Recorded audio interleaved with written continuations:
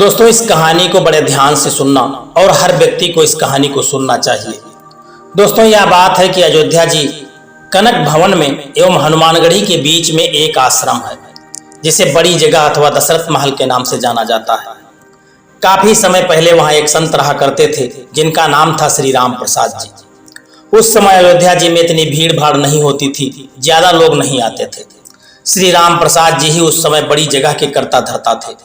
वहां बड़ी जगह में मंदिर है जिसमें पत्नियों सहित चारों भाई श्री रामचंद्र जी, श्री लक्ष्मण जी, श्री भरत जी एवं शत्रुघ्न जी और हनुमान जी की सेवा होती है।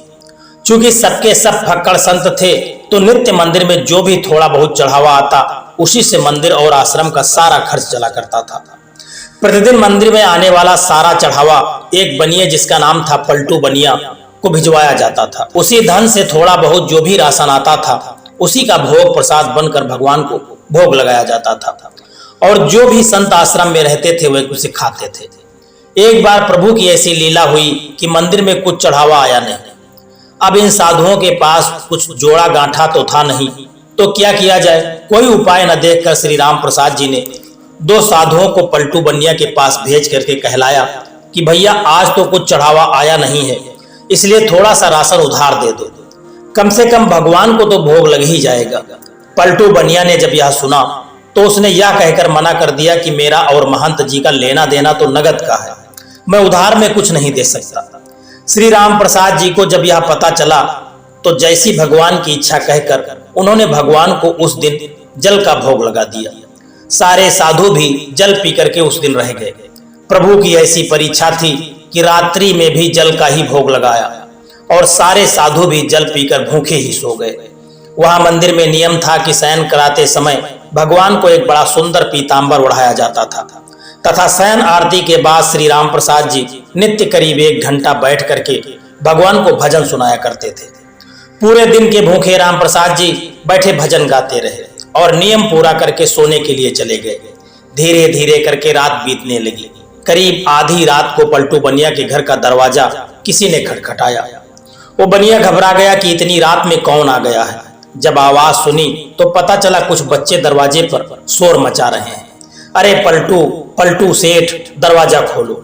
उसने हड़बड़ा कर खींचते हुए दरवाजा खोला। सोचा कि जरूर ये बच्चे शरारत कर रहे होंगे, अभी इनकी अच्छे से डांट लगाऊंगा। जब उसने दरवाजा खोला तो देखता है कि 4 लड़के जिनकी अवस्था 12 साल से भी कम होगी एक पीताम्बर ओढ़ करके खड़े हैं। वह चारों लड़के एक ही पीताम्बर ओढ़े थे। उनकी छवि इतनी मोहक थी, ऐसी लुभावनी थी कि न चाहते हुए भी पलटू का सारा क्रोध प्रेम में परिवर्तित हो गया और वह आश्चर्य से पूछने लगा कि बच्चों तुम कौन हो और इतनी रात को क्यों शोर मचा रहे हो। बिना कुछ कहे बच्चे घर में घुस आए और बोले हमें राम प्रसाद बाबा ने भेजा है, ये जो पीताम्बर हम ओढ़े हैं इसका कोना खोलो, इसमें 1600 रुपये हैं, निकालो और गिनो। दोस्तों, ये वो समय था जब आना और पैसा चलता था। 1600 उस समय बहुत बड़ी रकम हुआ करती थी। जल्दी जल्दी पलटू ने उस पीताम्बर का कोना खोला तो उसमें सचमुच चांदी के 1600 सिक्के निकले। प्रश्न भरी दृष्टि से पलटू बनिया उन बच्चों को देखने लगा। तब बच्चों ने कहा कि इन पैसों का राशन कल सुबह आश्रम में भिजवा देना। अब पलटू बनिया को थोड़ी शर्म आ गई। हाय, आज मैंने राशन नहीं दिया, लगता है महंत जी नाराज हो गए हैं। अब पलटू बनिया को थोड़ी शर्म आई कि मैंने बड़ा गलत काम किया कि जो आज मैंने मंदिर में राशन नहीं दिया, लगता है महंत जी नाराज हो गए हैं और इसीलिए रात में इतने सारे पैसे भिजवा दिए। पश्चाताप, संकोच और प्रेम के साथ उसने हाथ जोड़ करके कहा बच्चों, मेरी पूरी दुकान भी उठाकर मैं महंत जी को दे दूं तो भी ये पैसे ज्यादा ही बैठेंगे। इतने मूल्य का सामान देते देते तो मुझे पता नहीं कितना समय लग जाएगा। बच्चों ने कहा ठीक है, आप एक साथ मत दीजिएगा, थोड़ा थोड़ा करके अब से नित्य ही सुबह सुबह आश्रम में भिजवा दिया कीजिएगा। आज के बाद कभी भी राशन के लिए मना मत कीजिएगा। पलटू बनिया तो शर्म के मारे जमीन में गड़ा जा रहा था। वो फिर हाथ जोड़ करके कहने लगा कि जैसी महंत जी की आज्ञा। इतना कह सुन के वो बच्चे चले गए, लेकिन जाते जाते पलटू बनिया का मन भी लेकर के चले गए। इधर सवेरे सवेरे मंगला आरती के लिए जब पुजारी जी ने मंदिर का दरवाजा खोला तो देखा भगवान का पीताम्बर गायब है। उन्होंने ये बात राम प्रसाद जी को बताई और सबको लगा कि कोई रात में पीताम्बर चुरा करके ले गया। जब थोड़ा दिन चढ़ा तो गाड़ी में ढेर सारा सामान लदवा के कृतज्ञता के साथ हाथ जोड़े हुए पलटू बनिया आया और सीधा राम प्रसाद जी के चरणों में गिरकर क्षमा मांगने लगा। राम प्रसाद जी को तो कुछ पता ही नहीं था। वे पूछे क्या हुआ, अरे किस बात की माफी मांग रहे हो? पर पलटू बनिया उठे ही ना और कहे, महाराज रात में मैं पैसे भिजवाने की क्या जरूरत थी? मैं कान पकड़ता हूँ, आज के बाद कभी भी राशन के लिए मैं मना नहीं करूंगा।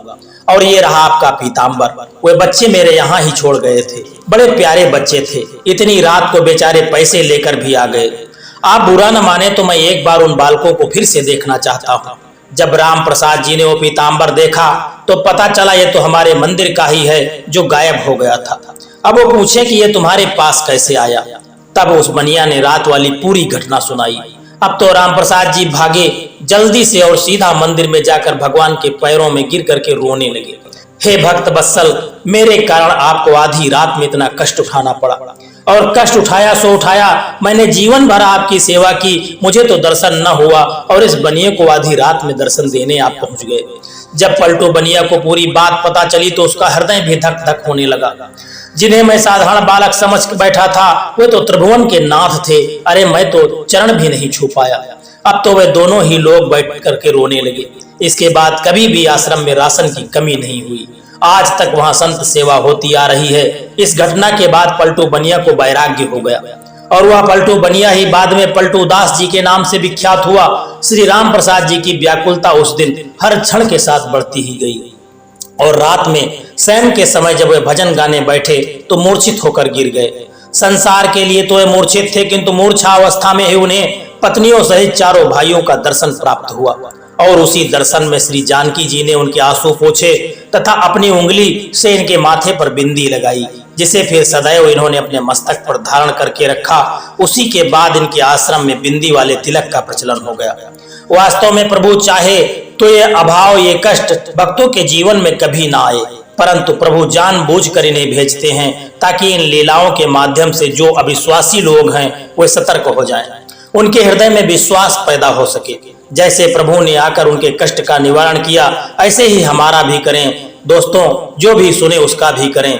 दोस्तों, यह कहानी आपको कैसी लगी है एक प्यारा सा कमेंट करके जरूर बताना, और यदि वीडियो आपको पसंद आया है तो वीडियो को एक लाइक करके चैनल को सब्सक्राइब करने की भी कृपा कर देना। जय श्री कृष्णा, राधे राधे।